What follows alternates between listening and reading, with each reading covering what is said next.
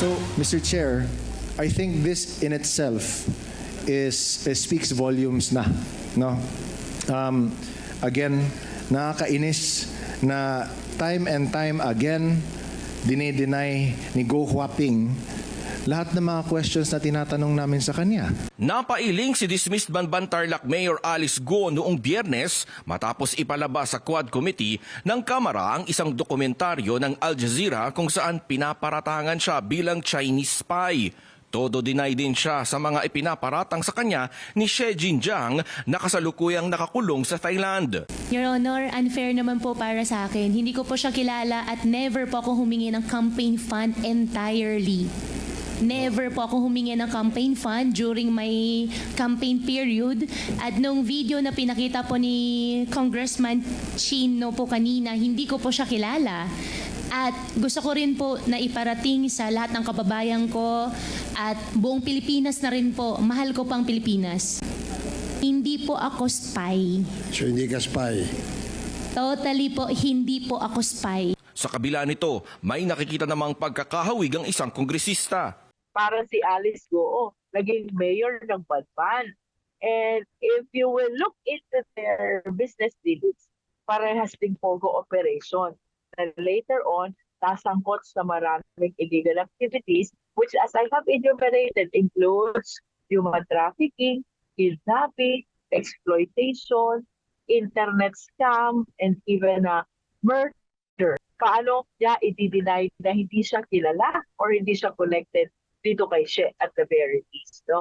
Bagay na sinang-ayunan din ng mismong co-chairman ng komite. Aking palagay, siguro dapat mas malalim pang investigation ng mga ahensyang involved dito ang dapat gawin, no? Para talagang tukuyin kung ano nga ba ito si Go Huaping o Alice Go dito sa atin. Siya ba isa lang negosyante na nagpapasok ng POGO o mas malalim pa ang dahilan kung bakit siya ang nandito at bakit siya ang kumandidato bilang mayor dyan sa Banban Tarlac. Giit pa niya, pangunahing dahilan kung bakit nila inilabas ang documentary ng Al Jazeera ay upang makita ang reaksyon ni Go. Nakita natin at nang sa ganun ay sa harap niya sabihin natin na mayroong ganitong information. Ikaw ba'y aamin na ikaw ay hindi Pilipino? Pero nakita naman natin na nindigan siya na Pilipino siya. So talagang dapat talaga mas malalim pang investigation ang gawin. Pinag-aaralan na rin ng Quadcom na magkaroon ng koordinasyon sa Thailand kaugnay sa mga isiniwalat ni Xie Jinjiang. We just wanted to really find out, na pag-usapan lang namin na totoo kaya itong information kanyang shiner o hindi. No? I'm sure the Thai government is may mga ebidensya siguro sila. Meron siguro silang mga leads na nakita nila. Kaya siguro pwedeng tanungin na lang namin yung authorities doon. Siniguro ni Defense Secretary Gilbert Teodoro na sinisiyasat na ng mga otoridad ang mga paratang. Whether or not she's a spy, that is something yet to be determined with finality by the proper authorities. But whether or not she is a spy, she's a Chinese national who engaged in that kind of activity here in this country.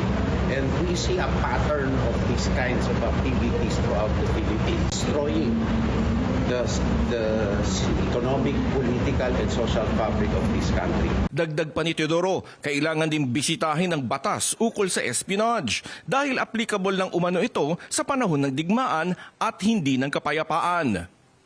Wala munang pagdinig ang mga kongresista habang abala sila sa paghahain nila ng certificates of candidacy. Pero giit ng mga kongresista, importanteng lumabas ang buong katotohanan na kanilang nahuhukay sa mga pagdinig.